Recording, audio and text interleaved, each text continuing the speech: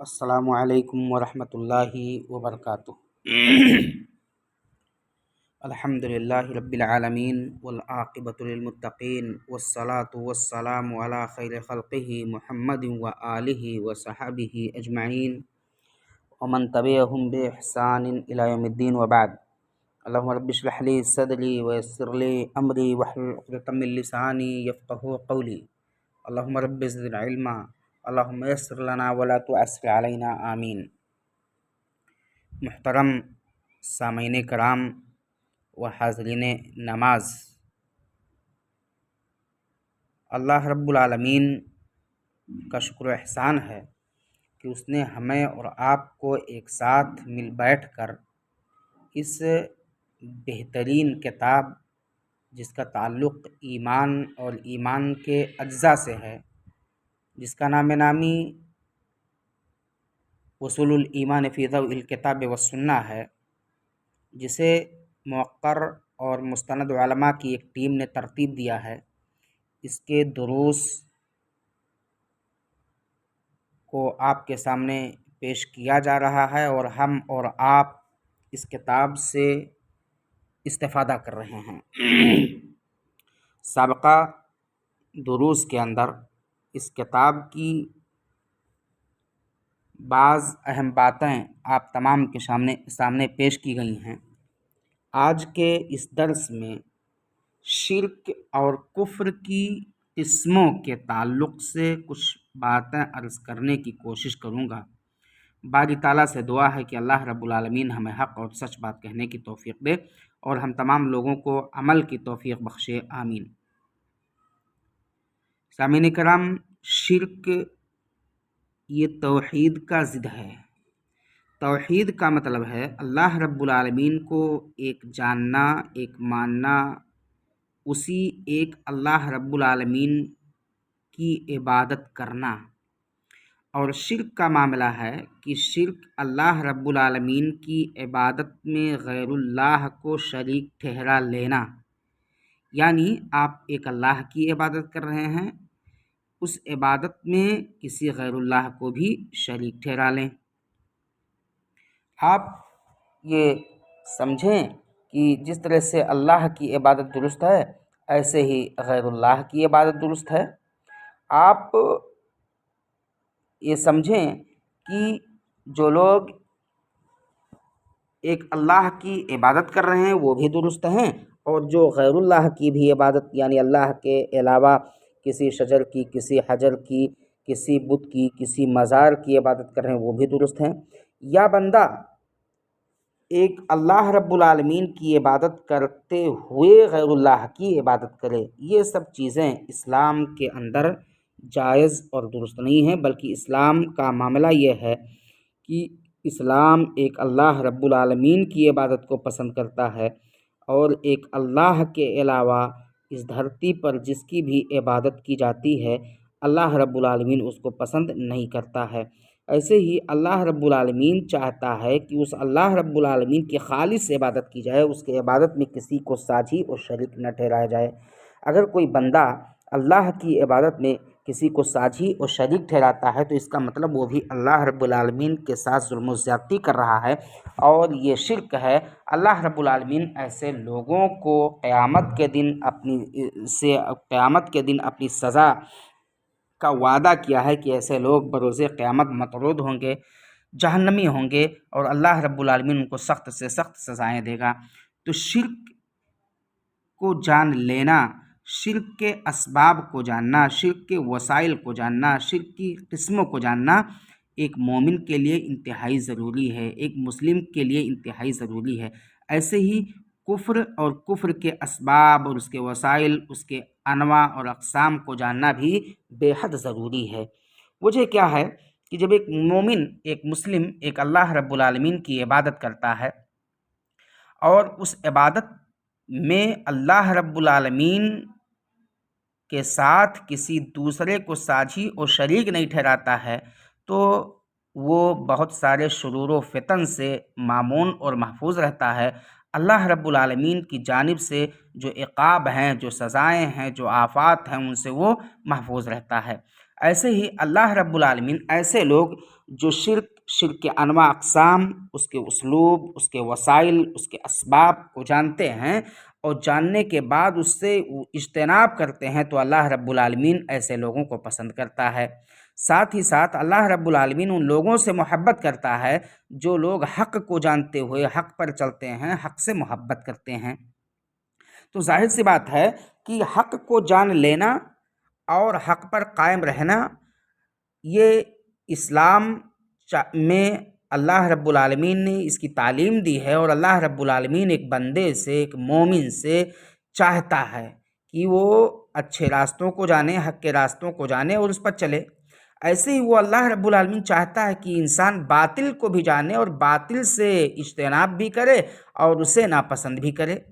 تو ظاہر سی بات ہے، ہم اور آپ مسلمان ہیں، مومن ہیں، ہم اور آپ خیر کے کاموں کے جاننے اور ایسے ہی خیر کے کاموں پر عمل کرنے اور خیر کی جانب لوگوں کو بلانے کے زیادہ حقدار ہیں، کیونکہ اللہ رب العالمین سے پسند کرتا ہے۔ ایسے ہی ہم اور آپ حقدار ہیں کہ ہم شر کو بھی جانیں اور شر سے خود بچیں اور لوگوں کو بچنے کی تلقین بھی کریں۔ صحیحین میں حذیفہ بن یمان رضی اللہ تعالیٰ عنہ سے مروی ایک حدیث ہے، لمبی حدیث ہے، اور اس میں ہے، آپ نے فرمایا کہ کان الناس یسألون رسول اللہ صلی اللہ علیہ وسلم عن الخیر وکنت اسألہ عن الشر مخافۃ ان یدرکنی، کہ صحابہ کرام بیٹھے ہوئے تھے، مجلس لگی ہوئی تھی، نبی پاک صلی اللہ علیہ وسلم تشریف فرما تھے، لوگ رسول اللہ صلی اللہ علیہ وسلم سے سوال کر رہے تھے خیر کے متعلق۔ نبی پاک صلی اللہ علیہ وسلم خیر کیا ہے، خیر کے اسباب کیا ہیں، خیر کس کو کہتے ہیں، خیر کے کام کیسے انجام دیے جائیں گے، یہ ساری خیر کے تعلق سے خیر کے متعلقہ مسائل کو نبی پاک صلی اللہ علیہ وسلم سے پوچھ رہے تھے۔ حذیفہ بن یمان رضی اللہ تعالیٰ عنہ جو جلیل القدر صحابی ہیں، بڑے محبوب اور معزز صحابی ہیں، یہ کہتے ہیں کہ میں پوچھ رہا تھا عن الشر، برائی کے بارے میں۔ برائی کس کو کہتے ہیں، برائی کیا چیز ہے، کیسے انسان برائی میں واقع ہو سکتا ہے، اگر کوئی شخص برائی میں واقع ہو جائے تو اسے بچنے کا طریقہ کیا ہے، اسلام جس برائی کی مذمت کرتا ہے اسے کیسے پہچانا جائے گا، اس کی شناخت کیسے ہوگی، اس کی علامات کیا ہیں، یعنی برائی کے متعلقہ مسائل کو میں پوچھ رہا تھا۔ کس وجہ سے پوچھ رہا تھا؟ مخافتن ان یدرکنی، اس خوف سے، اس ڈر سے کہ بھلائی کے کام کو انجام دیتے دیتے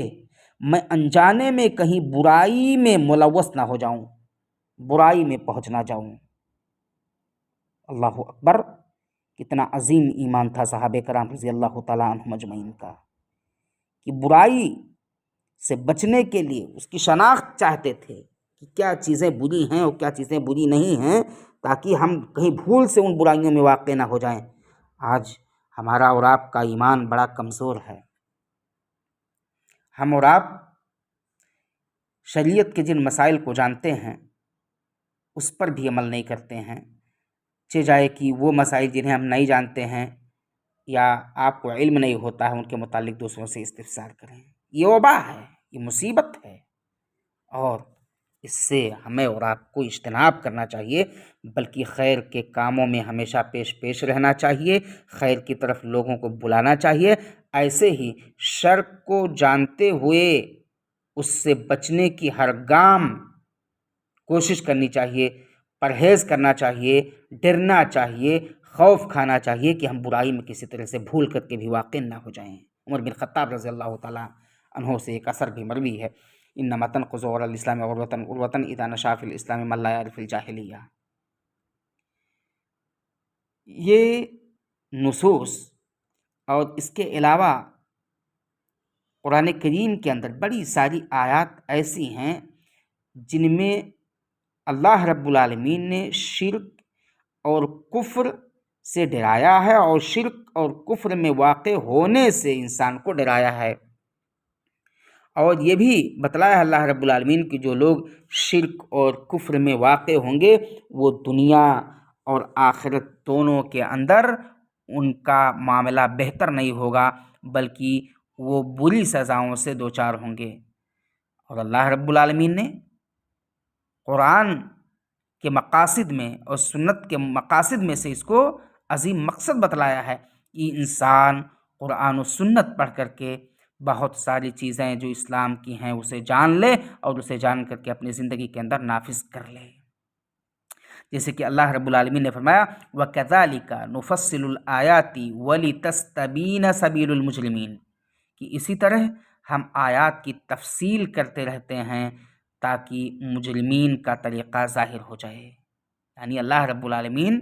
کہتا ہے ہم قرآن کی آیتوں کو کھول کھول کر کے واضح کر کے بیان کرتے ہیں تاکہ مجرمین کا طریقہ واضح ہو جائے، مجرمین کا راستہ ہو جائے، اور مومنین مجرمین کے راستوں سے اجتناب کرنے لگیں، بلکہ طریق حق کو اپنائیں، اچھے راستے کو اپنائیں، بہترین راستے کو اپنائیں، بہترین اعمال کو کریں، اچھے اعمال کی جانب لوگوں کی توجہ کو مبذول کرائیں، اچھے اعمال کی جانب لوگوں کو دعوت بھی دیں۔ یہ اللہ رب العالمین چاہتا ہے۔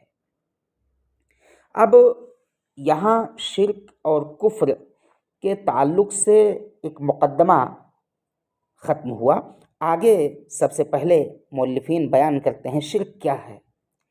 تو شرک کی تعریف کرتے ہوئے کہا گیا ہے کہ شرک لغت میں دو چیزوں کو ایک گرداننا یا دو چیزوں کو برابر کر دینا، اسے شرک کہا جاتا ہے۔ شریعت کے اندر اس کے دو معنی ہیں، ایک عام معنی ہے اور ایک خاص معنی ہے۔ عام معنی یہ ہے کہ تسویۃ غیر اللہ باللہ فیما ہوا من خصائص سبحانہ، کہ غیر اللہ کو اللہ کے مساوی اور برابر قرار دینا جن معاملات میں اللہ رب العالمین یکتا ہے، منفرد ہے، واحد ہے، وحید ہے۔ یعنی اللہ رب العالمین کے اوصاف اور اس کے خصائص میں غیر اللہ کو شامل کر دینا اور برابر کر دینا کہ غیر اللہ بھی ان خصائص کے حامل ہیں، یہ عام معنی ہوا۔ اور اس کے تحت کل 3 قسمیں ہیں۔ پہلی قسم ہے شرک فی الربوبیہ، کہ اللہ رب العالمین کی ربوبیت میں شرک کرنا۔ اللہ رب العالمین کی ربوبیت میں شرک کا مطلب کیا ہے کہ غیر اللہ کو اللہ کے رب ہونے کے خصائص میں برابر کرنا، کہ فلاں اللہ رب العالمین رب ہے اور فلاں بھی رب ہے، اور دونوں کے خصائص، دونوں کی خصوصیت، دونوں کے امتیازات ایک ہیں۔ یا دوسری چیز کہ غیر اللہ کی نسبت کو اللہ رب العالمین سے جوڑ دینا، اللہ رب العالمین کی جانب غیر اللہ کی نسبت کو کر دینا، کہ جیسے ایک اللہ رب العالمین کسی کو روزی، کسی کو کچھ عطا کر دیتا ہے، ایسے ہی اللہ رب العالمین خالق ہے، ایسے ہی اللہ رب العالمین رازق ہے۔ ایک انسان، ایک موجد، کپڑا بنانے والا، یا ایسے ہی کسی مصنع کو چلانے والا، یا کسی اوزار اور اسلحے کو بنانے والا ہے، ایسے ہی اللہ رب العالمین کا بھی معاملہ ہے، ایسے ہی اللہ رب العالمین بھی چیزوں کا موجد ہے، انسانوں کا موجد ہے۔ ایسے ہی اماتت و تدبیر ہے کہ اللہ رب العالمین مارتا ہے، غیر لوگ بھی کسی کو مار دیتے ہیں، قتل کر دیتے ہیں، یا کاموں کی تدبیر کا معاملہ ہے۔ تو ان تمام چیزوں میں، ان تمام چیزوں کی نسبت، یعنی خلق کی، رزق کی، ایجاد کی، مارنے کی، تدبیر کی نسبت اللہ رب العالمین کی جانب کرتے ہوئے غیر اللہ کی بھی جانب کر دینا۔ جیسے کہ اللہ رب العالمین نے فرمایا حل من خالق غیر اللہ یرزقکم من السماء والارض لا الہ الا ہوا فانا تؤفکون۔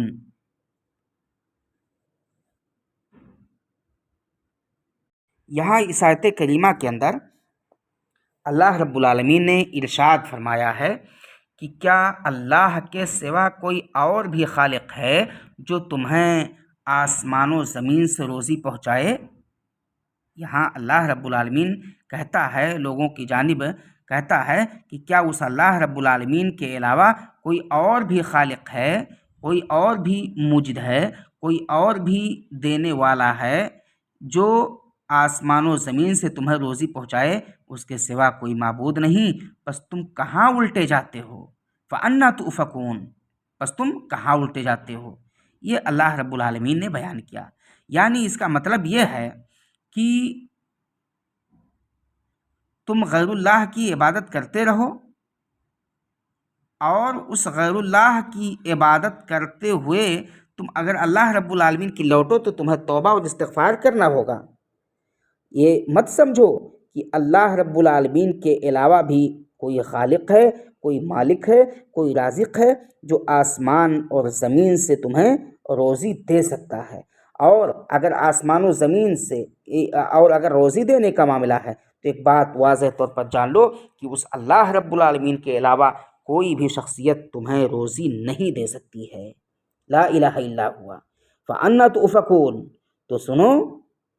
تم کہاں الٹے جاتے ہو؟ یہاں اللہ رب العالمین نے واضح کیا ہے کہ تمہارے اندر توحید اور آخرت کا انکار کہاں سے آ گیا، جبکہ تم مانتے ہو کہ تمہارا خالق اور رازق اللہ ہے۔ یعنی جب خالق اور مالک سب کچھ اللہ کو مانتے ہو تو تمہیں آخرت کا انکار نہیں کرنا چاہیے، توحید کا انکار نہیں کرنا چاہیے۔ دوسری قسم ہے الشرک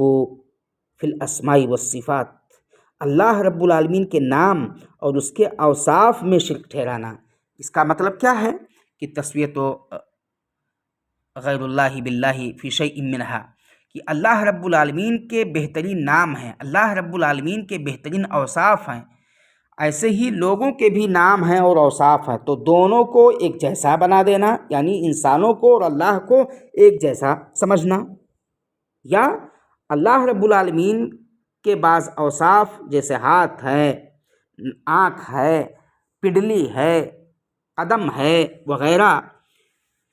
ایک انسان کے پاس بھی یہ چیزیں ہوتی ہیں، تو کہیں کہ ایک انسان کی یہ صفتیں اللہ رب العالمین کے صفتوں کے مشابہ ہیں۔ اللہ رب العالمین کہتا ہے لیس کمثلہ شیء وہو السمیع البصیر، کہ اس اللہ رب العالمین کی جیسی کوئی چیز نہیں ہے، وہ اللہ رب العالمین اس کے جیسا کوئی چیز نہیں ہے، وہ یکتا ہے، وہ تنہا ہے، اور اس کا کوئی ساجی اور شریک نہیں ہے، نہ اس کے نام میں کوئی ساجی اور شریک ہے، نہ اس کے اوصاف میں۔ ٹھیک ہے، ایک بندے کے نام ہیں،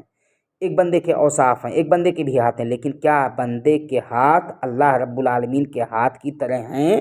بالکل نہیں۔ اس کا ہمیں علم نہیں ہے، ہم نہیں جانتے ہیں، ہم نہیں سمجھتے ہیں۔ تو ہمیں اور آپ کو سمجھنا چاہیے کہ اللہ رب العالمین اپنے ناموں میں یکتا ہے اور اپنے اوصاف میں منفرد ہے۔ تیسری قسم ہے الشرک فی الالوہیہ، اللہ رب العالمین معبود ہے، وہی عبادت کے لائق ہے، اسی کی ہی عبادت ہونی چاہیے۔ اب اس کی عبادت میں بھی غیر اللہ کو شریک کیا جائے، بعض اس کے خصائص کے ذریعے سے، جیسے نمازیں پڑھنا ہے، روزے رکھنا ہے، دعا کرنا ہے، مدد مانگنی ہے، ذبح کرنا ہے، نذر و نیاز مانگنا ہے وغیرہ۔ تو یہاں ہونا یہ چاہیے کہ ہم یہ جو بھی عبادتیں کریں، چاہے نماز کا معاملہ ہو، چاہے صیام کا معاملہ ہو، چاہے دعا کا معاملہ ہو، یہ سب اللہ رب العالمین کے لیے ہی کریں۔ دعا مانگنا ہو اللہ رب العالمین سے ہی مانگیں، اللہ رب العالمین کے علاوہ کسی اور سے نہ مانگیں۔ ذبیحہ پیش کرنا ہے اللہ رب العالمین کی رضا اور اس کی خوشنودی کے لیے اس کے نام پر پیش کیا جائے، کسی ایسی جگہ پر پیش نہ کیا جائے جن جگہوں پر ذبیحہ پیش کرنے سے نبی پاک صلی اللہ علیہ وسلم نے روکا ہے، یا ایسے ہی کسی غیر اللہ کے نام پر ذبیحہ پیش نہ کیا جائے کیونکہ اللہ رب العالمین نے اسے روکا ہے، نبی پاک صلی اللہ علیہ وسلم نے روکا ہے۔ نذر و نیاز کا معاملہ ہے، نظر ماننا ہے، یعنی بعض چیزوں کو ایک بندہ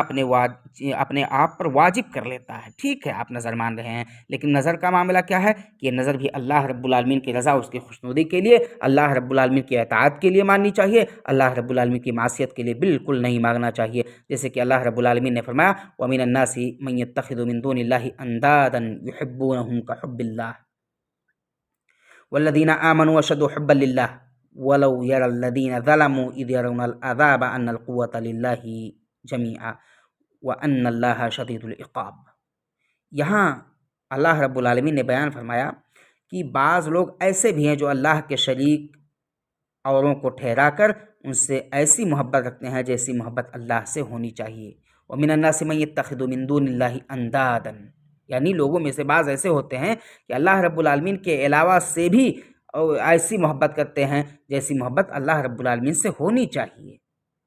تو یہاں اللہ رب العالمین نے بیان فرمایا کہ اور ایمان والے اللہ کی محبت میں بہت سخت ہوتے ہیں، یعنی جن کا ایمان اللہ رب العالمین پر ہوتا ہے، والذین آمنوا اشد حبا للہ، جن کا ایمان اللہ رب العالمین کی ذات پر ہوتا ہے، اس کے اوصاف پر ہوتا ہے، اس کے کمالات پر ہوتا ہے، تو وہ اللہ رب العالمین سے محبت میں بڑے سخت ہوتے ہیں۔ یہ دلائل ایسے ہیں کہ ہم سبوں کو سوچنا چاہیے اور سمجھتے ہوئے جو لوگ اللہ کو چھوڑ کر دوسروں کو اس کا ساجھی اور شریک بنا لیتے ہیں اور ان سے اسی طرح محبت کرتے ہیں جس طرح سے اللہ رب العالمین سے محبت ہونی چاہیے، ان سے اجتناب کرنا چاہیے اور انہیں اللہ رب العالمین کی طرف آنے کی دعوت دینا چاہیے۔ بعثت محمدی کے وقت ہی ایسا نہیں تھا، شرک کے یہ مظاہر آج بھی عام ہیں، بلکہ اسلام کے نام لیواؤں کے اندر بھی یہ بیماری گھر کر گئی ہے۔ انہوں نے بھی صرف غیر اللہ اور پیروں فقیروں اور سجادہ نشینوں کو اپنا ماوا اور ملجا اور قبلہ حاجات بنا رکھا ہے، بلکہ ان سے ان کی محبت اللہ سے بھی زیادہ ہے، اور توحید کا واعظ اور ان کو بھی اسی طرح کھلتا ہے جس طرح سے مشرکین مکہ کو اس سے تکلیفیں ہوتی تھیں، جس کا نقشہ قرآن نے اس آیت میں کھینچا ہے۔ وَإِذَا ذُكِرَ اللَّهُ وَحْدَهُ اشْمَأَزَّتْ قُلُوبُ الَّذِينَ لَا يُؤْمِنُونَ بِالْآخِرَةِ وَإِذَا ذُكِرَ الَّذِينَ مِن دُونِهِ إِذَا هُمْ يَسْتَبْشِرُونَ۔ تو اہل ایمان کا معاملہ یہ ہے کہ اہل ایمان کو مشرکین کے برعکس اللہ تعالیٰ سے زیادہ محبت ہوتی ہے، کیونکہ مشرکین جب سمندر وغیرہ میں پھنس جاتے ہیں تو وہاں انہیں اپنے معبود بھول جاتے ہیں اور وہاں صرف اللہ تعالیٰ ہی کو پکارتے ہیں، جیسے کہ اللہ رب العالمین نے بیان کیا فَإِذَا رَكِبُوا فِي الْفُلْكِ دَعَوُا اللَّهَ مُخْلِصِينَ لَهُ الدِّينَ، یا دوسری جگہ اللہ رب العالمین نے ارشاد فرمایا وَإِذَا غَشِيَهُم مَّوْجٌ كَالظُّلَلِ دَعَوُا اللَّهَ مُخْلِصِينَ لَهُ الدِّينَ، یا تیسری جگہ پر اللہ رب العالمین نے ارشاد فرمایا وَظَنُّوا أَنَّهُمْ أُحِيطَ بِهِمْ دَعَوُا اللَّهَ مُخْلِصِينَ لَهُ الدِّينَ۔ تو یہ ساری آیتیں اس بات کی دلیل ہیں کہ اللہ رب العالمین سے محبت ہونی چاہیے، اللہ رب العالمین سے انسان کو اپنی لو لگانا چاہیے، اللہ رب العالمین کی ربوبیت، اللہ رب العالمین کی الوہیت، اللہ رب العالمین کے اسماء اور اوصاف میں کسی کو ساجھی اور شریک نہیں ٹھہرانا چاہیے۔ اگر کوئی بندہ اللہ رب العالمین کی الوہیت پر ایمان رکھتا ہے، اللہ رب العالمین کی ذات پر ایمان رکھتا ہے، اللہ رب العالمین کے اوصاف و کمالات پر ایمان رکھتا ہے، اور پھر ایسے ہی وہ غیر اللہ سے اجتناب کرتے ہوئے اللہ رب العالمین کی اخلاص کے ساتھ عبادت کرتا ہے اور غیر اللہ سے من کل الوجوہ اجتناب کرتا ہے اور لوگوں کو غیر اللہ سے اجتناب کرنے کی تلقین بھی کرتا ہے، تو ایسے لوگ اللہ رب العالمین کی نظروں میں انتہائی محبوب ہیں۔ اللہ رب العالمین ایسے لوگوں کو پسند کرتا ہے، اور یہی اللہ رب العالمین کی چاہت ہے، اور اپنی عبادت کے ہی لیے اس اللہ رب العالمین نے ہمیں اور آپ کو پیدا کیا ہے۔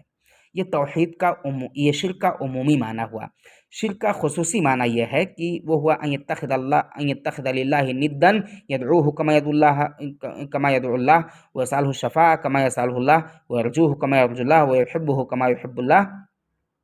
کہ ایک بندہ جس طرح سے اللہ رب العالمین کو پکارتا ہے ایسے ہی غیر اللہ کو پکارے، جس طرح سے غیر اللہ سے اللہ رب العالمین سے مانگتا ہے ایسے وہ غیر اللہ سے بھی شفاعت کی امید رکھے، اس کو بھی پکارے۔ ایسے ہی جس طرح سے ایک اللہ رب العالمین سے امید رکھتا ہے غیر سے بھی امید رکھے، غیر اللہ سے امید رکھے، جس طرح سے ایک اللہ رب العالمین سے محبت کرتا ہے ایسے غیر اللہ سے بھی محبت کرتے۔ تو یہ تمام چیزیں شرک میں داخل ہیں، ایک بندے کو اس سے اجتناب کرنا چاہیے۔ شرک کی مذمت اور اس کی برائیوں کے تعلق سے قرآن کریم میں اور سنت رسول میں بڑی سخت مذمت آئی ہے، اور اللہ رب العالمین نے اسے ڈرایا ہے، نبی پاک صلی اللہ علیہ وسلم نے بھی اسے ڈرایا ہے، اور شرک کے مذمت کی دلیلوں کی بھی کئی قسمیں ہیں، اور مشرکین سے اللہ رب العالمین نے مشرکین کے تعلق سے اللہ رب العالمین نے دنیا اور آخرت میں انہیں آگاہ کیا ہے کہ ان کا معاملہ اللہ رب العالمین کے جناب میں اچھا نہیں ہوگا، بلکہ ان کا نتیجہ قیامت کے دن بڑا برا ہوگا۔ اللہ رب العالمین نے شرک کو گناہ کہا، اور گناہ ایسا کہا کہ شرک ایسا گناہ ہے جو توبہ کے بغیر معاف نہیں ہو سکتا ہے۔ اللہ رب العالمین نے فرمایا ان اللہ لا یغفر ان یشرک بہ ویغفر ما دون ذلک لمن یشاء، کہ یقیناً اللہ رب العالمین کسی مشرک کو نہیں بخشے گا، لیکن مشرک کے علاوہ اللہ رب العالمین جس کو بھی چاہے گا بروز قیامت بخش دے گا۔ یہاں ایک بات ہم سب کو سمجھنا چاہیے کہ شرک کا معاملہ بڑا پیچیدہ ہے، یعنی مشرک ایک شخص مشرک ہے، زندگی بھر شرک کیا، لیکن مرتے وقت اگر اللہ رب العالمین کے جناب میں توبہ نصوح نہیں کیا تو اس کا ٹھکانہ جہنم ہوگا اور وہ بخشا نہیں جائے گا۔ لیکن اگر وہ توبہ کر لے گا، جس وقت انسان کا دل دماغ سب درست ہو، ایسے وقت میں توبہ کر لے اور پھر توبہ کے بعد کبھی اس گناہ میں شریک نہ ہو، تو انشاءاللہ یہ مشرک بھی بخش دیا جائے گا۔ لیکن بغیر توبہ کے اگر مر رہا ہے تو کسی صورت میں اس کی بخشش نہیں ہو سکتی ہے۔ شرک کے تعلق سے بتلایا گیا کہ شرک یہ سب سے بڑا ظلم ہے۔ اللہ رب العالمین نے فرمایا ان الشرک لظلم عظیم، کہ شرک انتہائی بڑا ظلم ہے۔ ایک اور مقام پر اللہ رب العالمین نے بتایا کہ شرک سے انسانوں کے نیک اعمال یہ برباد ہو جاتے ہیں، یعنی انسان جو بھی نیک اعمال کیا ہوتا ہے، اگر نیک اعمال کرتے کرتے اس نے کہیں شرک کر لیا تو وہ شرک کر لینا اس کے اعمال پر پانی پھیر دیتا ہے، اس کے نیک اعمال برباد ہو جاتے ہیں۔ جیسے کہ اللہ رب العالمین نے ارشاد فرمایا وَلَقَدْ أُوحِيَ إِلَيْكَ وَإِلَى الَّذِينَ مِن قَبْلِكَ لَئِنْ أَشْرَكْتَ لَيَحْبَطَنَّ عَمَلُكَ وَلَتَكُونَنَّ مِنَ الْخَاسِرِينَ۔ اللہ رب العالمین یہاں کہہ رہا ہے یقیناً تیری طرف بھی اور تجھ سے پہلے کے تمام نبیوں کی طرف بھی وحی کی گئی کہ اگر تو نے شرک کیا تو بلا شبہ تیرا عمل ضائع ہو جائے گا، برباد ہو جائے گا، اور بالیقین تو ضیاءکاروں میں سے ہو جائے گا، یعنی تو گھاٹا اٹھانے والوں میں سے ہو جائے گا، برباد ہو جائے گا۔ یہاں اللہ رب العالمین نے بیان کیا کہ اگر تو نے شرک کیا، مطلب کیا ہے اس کا، کہ اگر موت شرک پر آئی اور اس سے توبہ نہ کی تو تمہارے اعمال اکارت اور برباد ہو جائیں گے اور تمہیں گھاٹا اٹھانا ہوگا۔ یہاں اس آیت کریمہ کے اندر خطاب اگرچہ نبی کریم صلی اللہ علیہ وسلم سے ہے، جو شرک سے بھی پاک تھے اور آئندہ کے لیے محفوظ بھی، کیونکہ پیغمبر اللہ کی حفاظت و عصمت میں ہوتا ہے، ان سے ارتکاب شرک کا کوئی امکان نہیں تھا، لیکن یہ دراصل امت کے لیے تعریض اور امت کو سمجھانا مقصود ہے، اس لیے اللہ رب العالمین نے اس طرح سے آیت کو نازل کیا۔ ایسے ہی شرک کے تعلق سے اللہ رب العالمین نے فرمایا کہ شرک کرنے سے رب کی ربوبیت میں کمی لازم آتی ہے اور غیر اللہ کو ان کے برابر کہا جاتا ہے، جیسے کہ اللہ رب العالمین نے فرمایا قالوا وهم فیہا یختصمون تاللہ ان کننا لفی ضلال مبین اذ نسویکم برب العالمین۔ یہاں اللہ رب العالمین نے فرمایا قالوا وهم فیہا یختصمون، کہ آپس میں لڑتے جھگڑتے ہوئے کہیں گے، کیا کہیں گے، تاللہ ان کننا لفی ضلال مبین، کہ قسم اللہ کی یقینا ہم تو کھلی غلطی پر تھے، اذ نسویکم برب العالمین، جبکہ تمہیں اللہ رب العالمین کے برابر سمجھ بیٹھے تھے۔ کہ دنیا میں تو ہر پتھر اور قبر پر بنا ہوا جو کچھ قبے اور مزارات ہے، خوشنما قبہ مشرکوں کو خدائی اختیارات کا حامل نظر آتا ہے، لیکن بروز قیامت انسانوں کو پتہ چلے گا کہ ہم یقیناً کھلی گمراہی میں تھے اور ان قبے اور مزارات کو اللہ رب العالمین کے مساوی سمجھتے تھے، اللہ رب العالمین کے برابر سمجھتے تھے۔ ایسے ہی اللہ رب العالمین نے آگے فرمایا کہ اگر کوئی شخص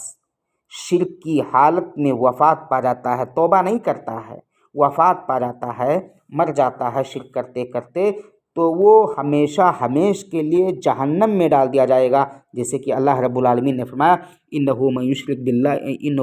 باللہ فقد حرم اللہ علیہ الجنہ ومأواہ النار وما للظالمین من انصار۔ یہاں اللہ رب العالمین نے فرمایا کہ